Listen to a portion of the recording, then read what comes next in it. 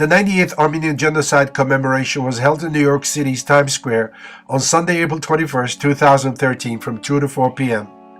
This annual gathering at the epicenter of the world's largest city is sponsored by the Knights and Daughters of Vartan with the participation of numerous Armenian American organizations of the metropolitan New York area. We share with you highlights of the program.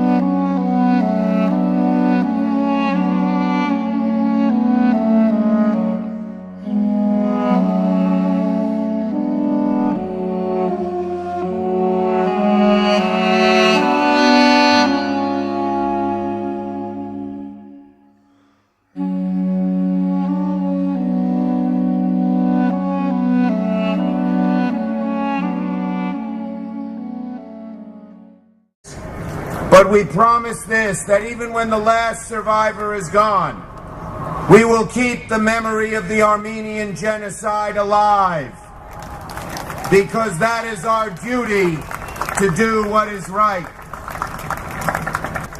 We come here to remember. We come here to never forget. We come here because we are speaking truth to power.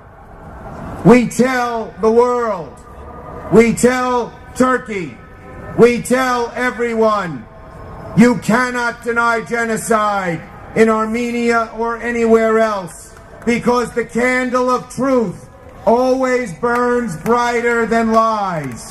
We know that.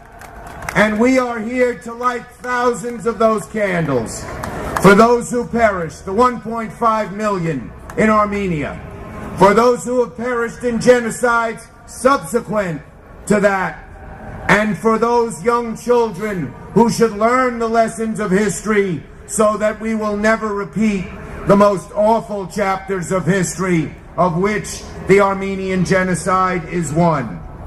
Every time a genocide occurs, we say never again. Time and time again we promise we will fight them. But if we cannot remember those genocides that occur in the past, we will not be able to prevent those that might, God forbid, occur in the future.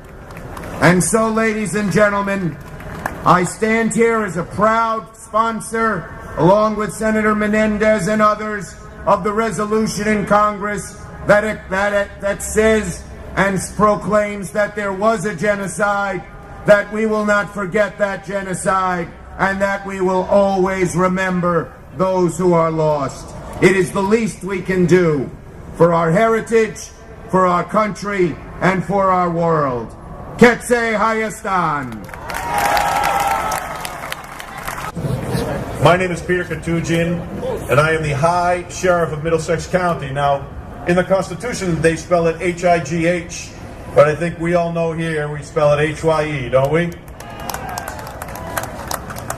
Your Eminences, Reverend clergy, elected officials, it is wonderful and a tremendous honor for me to be joining you here in historic Times Square in this great city of New York.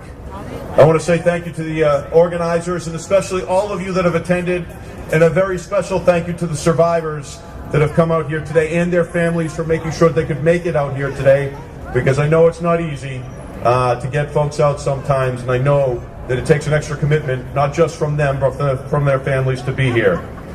My fellow Armenians, my fellow Americans, my fellow Armenian Americans, and to my sister Mara that just happens to be passing by through this city. She's from Chicago and she has passed by, so it's great to see her here today. I wanted to say a special thank you for Senator Schumer for being here. You know, he took time to come out here, and he comes out here every year. And we all know what an important man he is. And to me, that shows the commitment that he has to our community and the greatness of that man, because he doesn't need to be out here every year, and yet he is. And to Controller Lou, I want to say congratulations, sir. I know you're running for mayor, and you could be the first Asian mayor of a large city in the United States. Would be an amazing thing.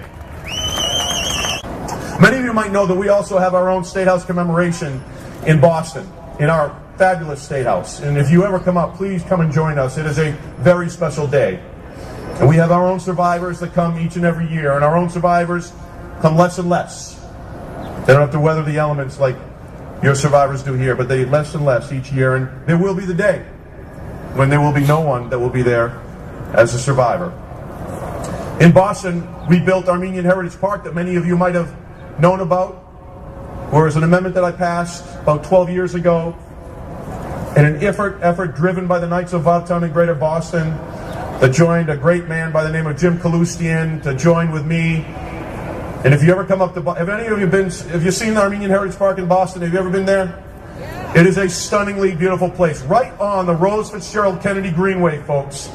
A beautiful park with a labyrinth, with marble and grass and park benches, a dodecahedron that changes shape. Every year we're going to change that shape of black onyx with a waterfall and a single jet of water and an inscription on it that is very powerful about welcoming Armenian to these shores and speaking about the Armenian genocide perpetrated from 1915 through 23, where 1.5 million of our people lost our lives. Right there in the heart of Boston, on the Rose Fitzgerald Kennedy Greenway, where millions of tourists come every year and take photos and children play. That is something of which I'm very proud, and we welcome you to come and see this. But instead, here with the Armenian Radio Hour at the Times Square April 24th commemoration, we're with Sheriff Peter Katujian, who is the Sheriff of Middlesex County in Massachusetts. That's right, Sheriff. Thank you for being here with us. How was your involvement growing up in Massachusetts in the Armenian community? Well, my parents both encouraged me to participate in my Armenianism. I went to Armenian school, Sahat Mezrab Armenian School at St. James. Growing up, I took a couple of years of high school because my parents advocated for that. And since then, I've grown up going to Holy Cross Armenian Catholic Church. My kids go to the Armenian Sisters Academy in Lexington, so it's very much ingrained in everything I do. The world essentially was watching with bated breath over the last week. Middlesex County, Watertown is in Middlesex County where all this was happening, the terrorists of the Boston Marathon. How involved were you in that, and what was the general feeling being in there, in Watertown? It was a very powerful experience. I remember going the very night of the bombing, going in with some of my SWAT team into Boston that night to protect the citizenry. I went to the President's Interfaith Service, and my guys were helping protect Boston for that period of time. And then when Watertown occurred, it was about midnight, 1 in the morning, I got out of my bed. I'm in the next town over, I'm in Waltham, and I went right over there and stood with my men for the next 24 hours. It was the most amazing scene as an Armenian American, as an American. It was one of the most powerful scenes I could ever describe to you, as thousands of police officers descended into Watertown.